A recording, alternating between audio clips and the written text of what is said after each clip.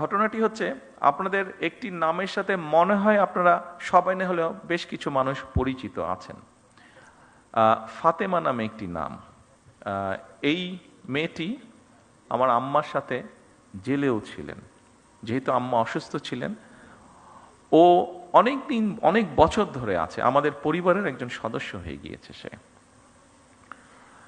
তো এখন দুদিন আগে তার এক আত্মীয়, ওর বাড়ি বরিশালের দিকে, তো দুদিন আগে তার এক আত্মীয়, আমরা এখানে প্রসূতি মায়ের কথা বলেছি, তার এক আত্মীয় তার এরকম কমপ্লিকেসি দেখা দেবার পরে হাসপাতালে নেওয়া হলো। হাসপাতালে নেওয়ার সাথে বরিশাল হাসপাতালে নেওয়া হলো। বরিশাল হাসপাতালে নেওয়ার সাথে সাথে তারা বললো বিভিন্ন রকম কমপ্লিকেসি, ওখানে ইনকিউবেটর বলতে আপনি পাঠিয়েছেন না একমিশন, তো নেই, তাকে সাথে সাথে ঢাকায় রেফার করা হচ্ছে।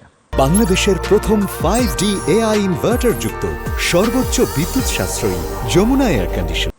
কিন্তু আমি যতটুকু শুনছি, আমি তো ডাক্তার না, বাট আমি যতটুকু বাসায় যাওয়ার পরে আমার স্ত্রীর কাছে শুনলাম যে সামান্য বেসিক জিনিসটা ওখানে দেওয়া সম্ভব হয়নি বা দিচ্ছে না, ঢাকায় সাথে সাথে পাঠিয়ে দিচ্ছে।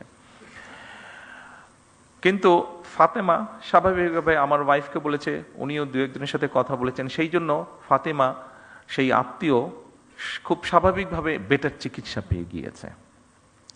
কিন্তু প্রশ্নটি সেটা হচ্ছে, সবাই তো ফাতেমা না, বা সবাই ফাতেমার আত্মীয় না।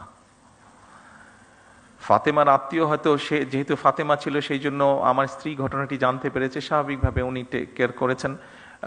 তার আত্মীয়টা বাচ্চাটা হয়েছে বাট অসুস্থ, তারপরেও মোটামুটিভাবে ম্যানেজ করা গিয়েছে, ঢাকায় আর আনতে হয়নি খুব সম্ভবত, যতটুকু আমি জানি।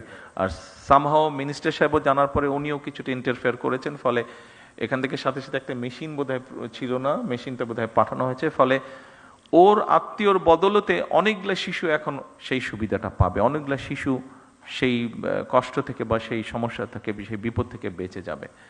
কিন্তু যেই কথাটা আমি বলতে চাইছি, ওখানে যারা দায়িত্বরত ছিলেন তারা যদি আরো একটু যত্নশীল হতেন, তারা যদি আরো একটু কেয়ারফুল হতেন, তাহলে হয়তো অনেকগুলো সমস্যাকে এড়ানো যেত, সব না হলে অনেকগুলো সমস্যাকে এড়ানো যেত।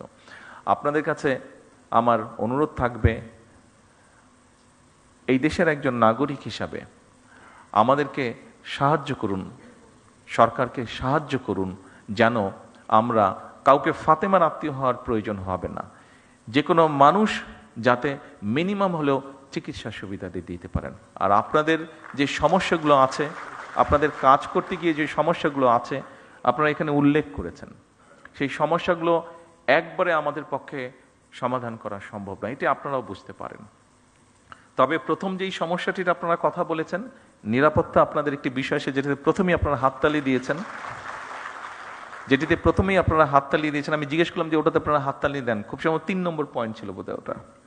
এই 3 নম্বর পয়েন্টটি এখানে স্বরাষ্ট্রমন্ত্রী সাহেব আছেন, ওনার সাথে আমি আজ না হয় কালকেই স্বাস্থ্যমন্ত্রীকে নিয়ে, প্রতিমন্ত্রীকে নিয়ে এবং সেক্রেটারি সাহেবকে নিয়ে ইমিডিয়েটলি আমি স্বরাষ্ট্রমন্ত্রী সাহেবের সাথে বিষয়টি আলাপ করব।